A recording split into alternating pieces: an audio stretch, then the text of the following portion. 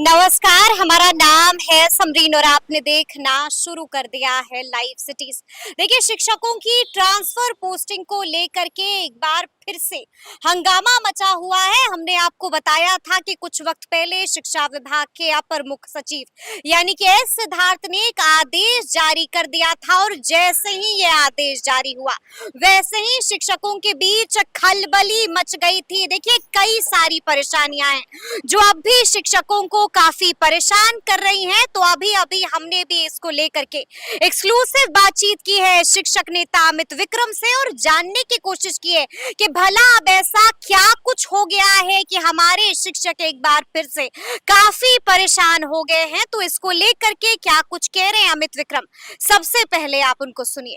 सबसे पहले तो हम आपसे जानना चाहेंगे कि शिक्षकों की ट्रांसफर पोस्टिंग के मामले में एक बड़ी खबर ये आई कि 60,000 शिक्षकों के आवेदन पर विभाग ने विचार ही नहीं किया है। क्या कारण है अमित, क्या जानकारी मिल रही है?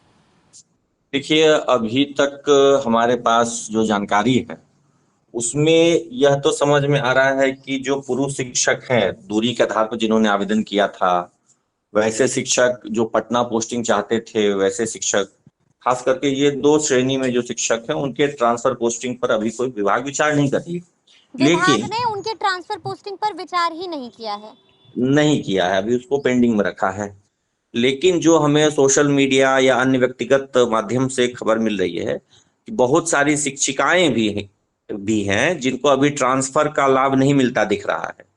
वो भी, उनकी शिकायत लगातार है, कई सारी महिलाओं का मैसेज आ रहा है, फोन आ रहा है कि हमारी पोस्टिंग पर भी अभी कुछ अपडेट नहीं मिल रहा है। तो वो लोग भी परेशान हैं। तो इस तरह से कुल मिला के हम यह कह सकते हैं कि ऊहापोह की स्थिति है। कोई क्लैरिटी नहीं है कि ये 60,000 शिक्षक कौन हैं, किनके आवेदन पर विचार किया गया, किन पर नहीं विचार किया गया, किस आधार पर ट्रांसफर दिया जा रहा है और किस आधार पर रिजेक्ट किया जा रहा है या पेंडिंग रखा जा रहा है। इसको लेकर के कोई क्लैरिटी अभी नहीं मिल पा रही है और सभी शिक्षक इस वजह से बहुत परेशान भी हैं। सभी शिक्षक परेशान हैं, तो क्या आप लोगों ने विभाग में किसी से बातचीत करने की कोशिश की? कोई देखिए, जवाब मिला वहां से? ये परसों आया है और हमने कल प्रयास किया था इस पर कुछ अपडेट लेने का, लेकिन कल भी चूंकि सैटरडे था तो सचिवालय में ज्यादा पदाधिकारी नहीं मौजूद रहते हैं, तो इसलिए बहुत अपडेट नहीं मिल सका। कल पुनः सोमवार मंगलवार को हम लोग प्रयास करेंगे कि आखिर किस आधार पर जो यह 1,20,000 शिक्षकों के ट्रांसफर की बात हो रही है, तो उनका चयन किस आधार पर किया गया, जिन शिक्षकों को छोड़ दिया गया है उन्हें क्यों छोड़ा गया है, इस सब को लेके क्लैरिफिकेशन शिक्षा विभाग की ओर से जारी हो। इसके लिए हम लोग प्रयास करेंगे ताकि शिक्षकों के मन में जो कंफ्यूजन है, जो एक ऊहापोह की स्थिति है कि किसका हो रहा है किसका नहीं हो रहा है, ये क्लैरिटी नहीं मिल पा रही है। और आपको याद होगा कि पिछले सप्ताह जब आपने मेरा इस विषय पर इंटरव्यू किया था तो मैंने बताया था कि जो उस समय की जो प्रक्रिया थी, वो प्रक्रिया पर मैंने कई बार सवाल उठाया था और पिछले सप्ताह भी मैंने कहा था कि उस प्रक्रिया के तहत वो जो सॉफ्टवेयर से पोस्टिंग करने की बात थी, हमने बार बार कहा था कि उससे ट्रांसफर होना संभव नहीं है। तो विभाग ने अपने स्तर से प्रयास किया। अब एक नई प्रक्रिया लेकर के आए हैं कि जिसमें जिला शिक्षा पदाधिकारी को ही अधिकार दे दिया जा रहा है कि वो स्कूलों में पोस्टिंग करेंगे। बिल्कुल। लेकिन तो क्या लेकिन लग रहा इस है ये जो नई प्रक्रिया है कितनी कारगर साबित होगी ये नई प्रक्रिया? देखिए, जब तक हमें क्लैरिटी नहीं मिलती है कि किस आधार पर किस प्रक्रिया के तहत, अभी क्या है ना, सिर्फ कहा गया कि जिला शिक्षा पदाधिकारी स्कूल आवंटन करेंगे, लेकिन ये नहीं बताया गया है कि क्या इसमें भी स्कूल आवंटन में भी प्राथमिकता दी जाएगी। पहले दिव्यांगों को, असाध्य रोग से ग्रसित लोगों को, जो परित्यक्त या विधवा महिलाएं हैं उनको प्रेफरेंस मिलेगा कि नहीं मिलेगा, कि सबको एक साथ रैंडमली स्कूल एलोकेशन किया जाएगा, ये बात अभी क्लियर नहीं हो पा रही है। इसी बात को लेकर के तो सबके मन में संदेह है, क्योंकि जो दिव्यांग साथी हैं, जो मतलब कह लीजिए गंभीर या असाध्य रोग से ग्रसित है, या जो महिलाएं विधवाएं हैं, खास करके परित्यक्त महिलाएं हैं, उनके मन में यह संदेह है कि अगर उनको पोस्टिंग में प्रेफरेंस नहीं मिला, स्कूल आवंटन में प्रेफरेंस नहीं मिला, तो फिर ऐसा ना हो कि एक जिले के अंदर ही उनको 100 किलोमीटर, 80 किलोमीटर, 50 किलोमीटर दूर का कोई स्कूल मिल जाए।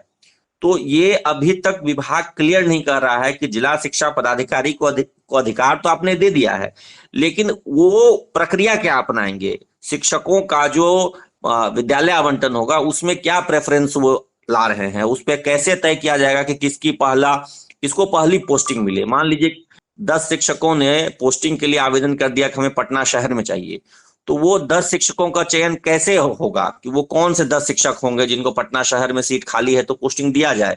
क्या उसमें गंभीर असाध्य रोग को प्रेफरेंस दिया जाएगा, विकलांगों को जो दिव्यांग है उनको प्रेफरेंस दिया जाएगा, महिलाओं को प्रेफरेंस दिया जाएगा? ये क्लैरिटी नहीं है। पहले जो नियमावली जारी हुई थी उसमें तो शिक्षकों की कैटेगरी बनाई गई थी, उसमें कहा गया था इनका पहले करेंगे उसके बाद उनका, उसी हिसाब से जिला आवंटन का लिस्ट भी जारी हुआ।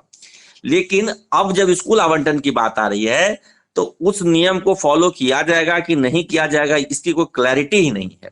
लेकिन अमित, हम आपसे ये भी जानना चाहेंगे, तरह तरह की चर्चाएं भी होती रहती हैं, कुछ ऐसे शिक्षक भी हैं जो साफ तौर पर ये कह रहे हैं कि शिक्षा विभाग गाइडलाइन का पालन नहीं कर रहा है, अपनी ही गाइडलाइन का पालन नहीं कर रहा है। इस बात से आप इत्तेफाक रखते हैं? देखिए, ये तो जरूर है कि बार बार शिक्षा विभाग नियम बदल रही है। जब शुरू में ही आपको याद होगा कि जब सक्षमता परीक्षा पास होने के बाद विशिष्ट शिक्षकों को लेकर के नियमावली आई थी जिसमें सबको अपने अनुमंडल से बाहर करने की बात थी, तो उस समय भी हमने विरोध किया था कि नहीं, ये नियम सही नहीं है। तो सरकार ने आनन फानन में उस नियम को वापस लिया, रोल बैक किया उसको। लेकिन दिक्कत क्या हुआ कि वो पूरी तरीके से रोल बैक कर लिया। जिनको जो जिला आवंटित था उस जिले में उनको पोस्टिंग का प्रावधान नहीं करके वो जहां पदस्थापित थे वहीं उनको छोड़ दिया। तो फिर ट्रांसफर के लिए मांग उठने लगी, तो आनंद फानन में एक नई नियमावली ला दी गई कि हाँ, हम ट्रांसफर करेंगे, इस नियम के तहत करेंगे। मैंने बार बार लगातार पिछले 5 महीने में कहा था कि जो नियम विभाग ने बनाया था, जो प्रक्रिया विभाग अपना रही थी, वो प्रक्रिया पूरी तरीके से पारदर्शी नहीं थी और वह कारगर भी प्रक्रिया नहीं थी। अब 5 महीने बाद विभाग को यह एहसास हुआ कि विभाग गलत प्रक्रिया और गलत एक सॉफ्टवेयर के माध्यम से पोस्टिंग करना चाह रही थी। उसको निरस्त करके एक बार फिर से नई प्रक्रिया को थोप दिया गया है। और अभी जैसा कि मैं कह रहा हूं कि अभी हम लोग इस प्रक्रिया को समझने का प्रयास कर रहे हैं, इस पर क्लैरिटी हम लोगों को कुछ बिंदुओं पे और चाहिए। उसके बाद हम लोग समझ पाएंगे कि ये प्रक्रिया भी कारगर सिद्ध होगी, सफल होगी, कि ये भी फिर जैसे वो पुरानी प्रक्रिया 6 महीने तक चलती रही लेकिन किसी की पोस्टिंग नहीं रोल हुई, बैक कर लिया गया। रोल बैक कर कहीं लिया। इसके साथ भी वैसा ना हो जाए, ये भी आप लोगों को डर सता रहा है? बिल्कुल डर है, क्योंकि अभी देखिए ना, जो एसीएस महोदय हैं, याद कीजिए वो क्या कह रहे थे कि दिसंबर के लास्ट में हो जाएगा, तो जनवरी के लास्ट में हो जाएगा, तो मार्च में हो जाएगा, तो अप्रैल में हो जाएगा, तो जून में हो जाएगा। अब क्या भरोसा किया जाए?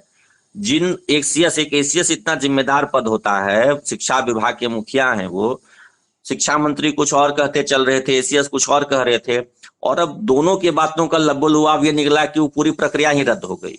तो अब ये प्रक्रिया सफल होगी, इसकी क्या गारंटी है? तो मन में संदेह तो सबके है, कहीं इसको भी तो खींच करके 2-4 छह महीने। हम आपसे ये भी जानना चाहेंगे कि वैसे शिक्षक जिनकी ट्रांसफर पोस्टिंग पर रोक लगा दी गई है, क्या वैसे शिक्षकों ने आपसे संपर्क किया है, अपनी बिल्कुल व्यथा बताई है, अपनी पीड़ा बताई है? बिल्कुल, पटना जिले में ट्रांसफर चाहने वाली हजारों की संख्या में महिलाएं हैं, शिक्षिका बहनें हैं। दूर दराज के क्षेत्रों में सहरसा, पूर्णिया, किशनगंज, औरंगाबाद, बहुत दूर दूर उनकी पोस्टिंग हो गई है, जिनका कि मूल आवास या कह लिए स्थायी घर पटना जिले में है। उनको पटना जिले आने से रोक दिया गया है। शिक्षा विभाग इस पर कुछ क्लियर नहीं कह रहा है। ये सारी शिक्षिकाएं बहुत परेशान है और लगातार कल मैं व्हाट्सएप ग्रुप में भी इनकी मीटिंग चल रही थी, इन्होंने लगातार फोन भी किया है मुझे, और भी शिक्षकों के फोन आ रहे हैं जिनका ट्रांसफर का नहीं शो कर रहा है। यानी कि आप तो कह रहे हैं कि रोना पीटना मच गया है? बिल्कुल बिल्कुल, मैं तो मतलब कई सारी महिलाएं हैं, कल रात से ही, मतलब कल क्या, जब से यह आया है नियमावली, वो बहुत चिंताग्रस्त हैं कि उनको पटना जाना था, उनको पटना नहीं मिल रहा है। बहुत सारी ऐसी महिलाएं जिनको भागलपुर जाना था, भागलपुर नहीं मिल रहा है, उनको कह रहा है कि प्रोसेसिंग में है, अगले राउंड में उनको मौका मिलेगा। तो जब ट्रांसफर के लिए सीट बचेगी ही नहीं तो मौका कब मिलेगा? ये तो बहुत वाजिब सवाल है उनका और वाजिब चिंता है उनकी। बिल्कुल तो बिल्कुल। बिल्कुल परेशान हैं वो।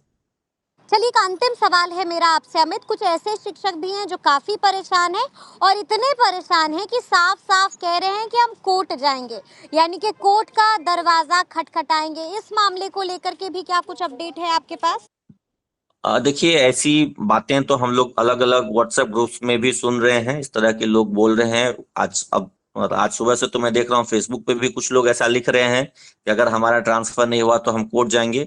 लेकिन मेरी उनको सलाह है कि अभी हमें उनको कोर्ट नहीं जाना चाहिए। कोर्ट जाने से पूरी प्रक्रिया ठप हो जाएगी, पूरी प्रक्रिया रुक जाएगी, और सामने रुक जाएगी। बिल्कुल, और सामने में चुनाव है। चुनाव में अगर फंस गया पेंच, जैसे देख रहे हैं आप, प्रधान शिक्षक की पोस्टिंग रुक गई है, उसी तरीके से इनका ट्रांसफर भी रुक जाएगा। इसलिए कोर्ट जाना कोई समस्या का समाधान नहीं है। उनको संगठित होकर के सरकार से, शिक्षा विभाग से बात करनी चाहिए, दबाव बनाना चाहिए, उनकी बातों को सुने और सभी शिक्षकों का ट्रांसफर करे।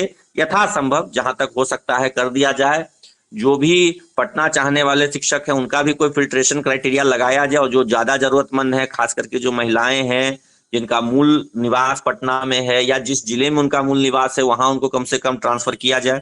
इस तरह की व्यवस्था लाई जाए, और इसके लिए सरकार पर और शिक्षा विभाग पर दबाव बनाना ज्यादा बेहतर होगा, बजाय इसके कि कोर्ट में केस कर दिया जाए। कोर्ट में केस करने से मामला और सुलझने के बजाय और उलझ जाएगा।